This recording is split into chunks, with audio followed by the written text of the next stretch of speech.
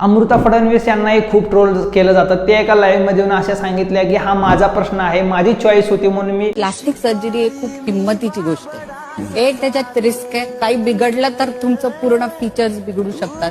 मित्रांनो, भारतातल्या तरुणाईला विशेष करून मुलींना सध्या प्लास्टिक सर्जरीचा खूप वेळ लागलेला आहे.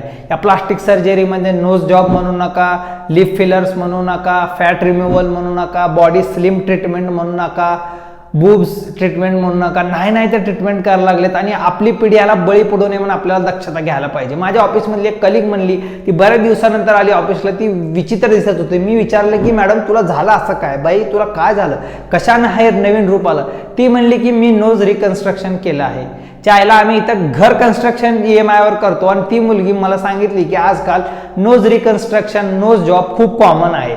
1 लाख ते 2 लाख मध्ये परवडणारी ट्रीटमेंट असल्यामुळे अनेक मध्यमवर्गीय मुली याचा शिकार होत आहेत. मित्रांनो, ही खरंच चिंताजनक बाब आहे आणि काही हॉस्पिटल त्यांना ट्रीटमेंट ही EMI वर पण देत आहेत. तुम्ही विचार करा, तुम्ही सौंदर्य EMI वर भाड्यानं घेताय आणि महिन्याला हप्ते घालवताय सौंदर्याचे, कशासाठी तर चांगलं दिसण्यासाठी. मित्रांनो, रूप हे सुंदर असतं, आपलं जे रूप आहे त्याला आपण ऍक्सेप्ट करायला पाहिजे. हे आपला एक समाजच आहे. ही काळी आहे, ही गोरी आहे, ती असली, ती तसली, ती ह्या नाकाची, त्या नाकाची, काय करायचं आपल्याला. तुम्ही स्वतःला त्यांच्याकडे दुर्लक्ष करा, स्वतः जसा आहे तसा ऍक्सेप्ट करा. इंस्टाग्रामवर कितीतरी रील्स येतात, त्या रील्सच्या मागं झगमगा एवढा दिसतो, फिल्टर्स आहेत, याच्याने नवीन पिढी फार बर्बाद होत चाललेली आहे. माझ्याच घरातलं उदाहरण सांगतो. माझ्या मावशीची मुलगी एका माझ्या चुलत बहिणीच्या लग्नामध्ये सांगितली की नवरीने 3 मेकअप केलेले आहेत. मला तर काहीच कळलं नाही की ते कोणता मेकअप आहे, मेकअप कसला आहे, काय वॉटेवर. मी समजलं त्याला नॉर्मल आहे, पण लहान मुली स्नॅपचॅट वापरतात, तिथं फिल्टर्स बघतात, स्वतःला त्याच्यामध्ये आपला इम्प्रोवाइज चेहरा बघतात आणि त्यांच्यामध्ये न्यूनगंड निर्माण व्हायला सुरुवात होते. याच्यातूनच ते प्रश्न विचारतात, मी चांगली दिसते का, मी खरंच अशी आहे का, मी एवढी वाईट दिसते का. हा प्रश्न विचारण्याचा वेळ नाही मित्रांनो, याला बळी पडू नका.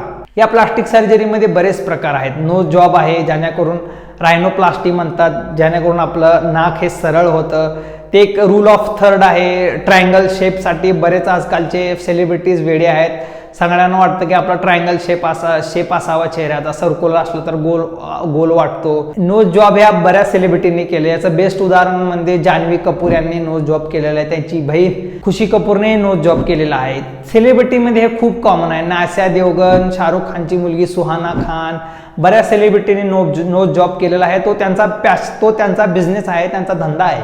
त्यांना स्क्रीनवरती त्यांची तशी डिमांड असते म्हणून ते करतात, लाखो रुपये खर्च करतात, पण याचे वाईट परिणाम देखील आहेत. व्यवस्थित ट्रीटमेंट घेतली तरी त्याला रिकव्हरी टाइम द्यावा लागतो. एवढा वेळ आपल्याला त्याची केअर घ्यावी लागते. आजकाल वाढत्या पिढीमध्ये याचं एक भयानक वास्तव दिसत आहे. हे फॅड लागलेलं आहे. इंस्टाग्रामवर झगमगणारे रील्स बघून बऱ्याचशा इन्स्टा सेलिब्रिटी, इन्स्टा इन्फ्लुएन्सर या प्लास्टिक सर्जरीच्या आहारी जात आहेत. म्हणजे त्यांना माहिती आहे, त्यांचे पॅरेंट्सही त्यांना सपोर्ट करत आहेत. इन्स्टावरती एक सेलिब्रिटी आहे अरोरा म्हणून. ह्या अरोरानं 10 ते 15 वर्ष वय असतानाच 3-4 वेळेस आपला चेहरा बदलून घेतला. आता तिचा चेहरा एवढा वेगळा दिसतोय की ती ओळखू पण येणार नाही. त्याचप्रमाणे राजकुमार रावने आपल्या चीन ट्रीटमेंट केलेलं आहे. त्याच्या चीनमधला फॅट रिमूव्ह केलेला आहे. हे बोटॉक्स वगैरे आत्ता सगळं छान दिसतं, पण तुमचं जसं वय वाढत जातं तसं हे एकदम बेकार दिसतं. तुम्ही 40 मध्ये 60 असले असं दिसतं चेहऱ्यामध्ये. कटरीना कैफ बोटॉक्स एक फेल सर्जरीचं उदाहरण आहे. मी तुम्हाला माझा वैयक्तिक अनुभव सांगतो. मी फक्त फेस वॉश वापरतो, एकच फेस वॉश, त्याच्यानंतर मी काहीच वापरत नाही. दुसरं मी कॉस्मेटिक्सच वापरत नाही. महाराष्ट्रातल्याही बऱ्याच सेलिब्रिटींनी प्लास्टिक सर्जरी केलेली आहे, जसं की मानसी नाईक आहे, तेजस्वी पंडित आहे, सई तामणकर आहे. यांना कुठे ना कुठेतरी ट्रोल केलं जातं की त्यांच्या वेगळ्या चेहऱ्यांमुळं. त्यांची डिमांड आहे मित्रांनो. फिल्म इंडस्ट्रीमध्ये कसं असतं ना, टेक्निक्स असतात. ते शॅडोचा वापर करतात, लाईटचा वापर करतात, असला 3D मेकअप असतो जेणेकरून त्यांच्या चेहऱ्याला स्ट्रक्चर मिळतो, नाक सरळ होते. हे एक सगळं प्रोफेशन आहे आणि सामान्य मुली याला बळी पडू नये. तुम्ही जसं आहात तसं स्वतःला ॲक्सेप्ट करा. पण आपल्या समाजामध्येच हे पेरलेलं आहे की बाबा ती काळी आहे म्हणून तिचं लग्न होत नाही, ती अमुक दिसणारी आहे, तिचा फेअर नाही चेहरा, तिची नाक अशी आहे. आपण सतत त्यांना बोलवतो आणि त्यांना नावे ठेवतो. मित्रांनो, सौंदर्य हे रूपात नसतं तर सौंदर्य हे नजरेत असतं. माझं ठाम मत आहे की हे प्लास्टिक सर्जरी महाराष्ट्रामध्ये बंद व्हायला पाहिजे. कायद्याने 18 वर्षाच्या खालील मुलांना प्लास्टिक सर्जरी करता येत नाही. त्यांच्या पालकांची परवानगी घ्यावी लागते. पण चाललंय काय, पालकच इन्फ्लुएन्स होऊन मुलीलाच आपल्या स्वतः प्लास्टिक सर्जरी करायला पाठवतो आणि त्याचे भयानक परिणाम होतात. त्याचे इन्फेक्शनही होऊ शकतो. याच्याने बरेच मृत्यू देखील झालेले आहेत. चांगला डाएट, चांगला आहार घ्या, जिम करा. मी स्पष्ट बोलणारा माणूस आहे. प्लास्टिक सर्जरीचा बिझनेस खूप झपाट्यानं महाराष्ट्रात आणि भारतात वाढत आहे. याचं मार्केट खूप मोठं आहे.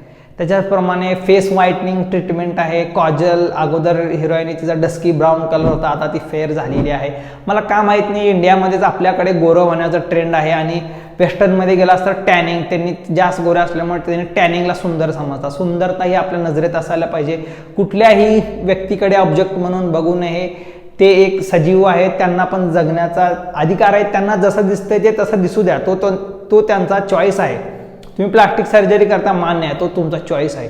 एकदा विचार करा, प्लास्टिक सर्जरी करणं योग्य आहे का, याचे दुष्परिणाम काय आहेत, तुम्हाला परवडणार आहे का, आणि सगळ्यात मोठा प्रश्न, खरंच प्लास्टिक सर्जरीची गरज आहे का. तर अमृता फडणवीस सांगतात आपला चेहरा खराब होऊ शकतो आणि त्याचे काही ना काहीतरी डाग हे कालांतराने मर्जेपर्यंत तुमच्यासोबत राहतात. ही प्लास्टिक सर्जरी भयानक आहे. कुठल्या पण शरीरामध्ये आपल्या भागामध्ये नॅचरल पद्धतीने त्याचे अवयव काम करत असतात. त्याच्यामध्ये तुम्ही आर्टिफिशियल काही इन्सर्ट करतात गोष्टी. लिप फिलर्स होतात, तुमचे आईजला काहीतरी होतं, लिप फिलर्स होतात. बॉडी पार्ट्स हे ठराविक दिसावं म्हणून तिथला फॅट काढून दुसरीकडे ट्रान्सफर केला जातो. याचा अजून एक दुर्दैव असा आहे की हे लोक प्लास्टिक सर्जरी करताना अभिमानानं सांगतात मी प्लास्टिक सर्जरी केलो आणि त्याचे वाईट परिणाम सांगत नाहीत, त्याचा चांगला परिणाम सांगतात. याचे फेलही बऱ्याच बॉलिवूडमध्ये आहेत. तुम्ही आयशा टाके याचं उदाहरण बघा. तिनं सर्वात मोठा डिझास्टर आहे प्लास्टिक सर्जरीचा. श्रीदेवीनं त्यांच्या उतारवयात केलं होतं, त्यांचं पण फेल झालेलं होतं. बऱ्याच ठिकाणी प्लास्टिक सर्जरी. अनुष्का शर्माचं उदाहरण घ्या, कॅटरीना कैफचं उदाहरण घ्या. ऐश्वर्या रायनं पण नंतरनं बोटॉक्स केला, पण ते एकदम किती बेकार दिसतंय. ते मेणबत्तीसारखा ओघळलेला चेहरा दिसतो. त्याच्यापासून सावध राहा आणि आपल्या आरोग्याची काळजी स्वतः घ्या. संतुलित आहार घेतल्याने प्लास्टिक सर्जरी करायची गरज नाही. नॅचरली स्किनवरती ऑटोमॅटिक ग्लो येतो. तर आजच्या व्हिडिओसाठी एवढंच. व्हिडिओ आवडला असेल तर नक्की लाईक करा. नवीन असेल तर चॅनलला सबस्क्राईब करा. भेटूयात पुढच्या व्हिडिओमध्ये. थँक्यू.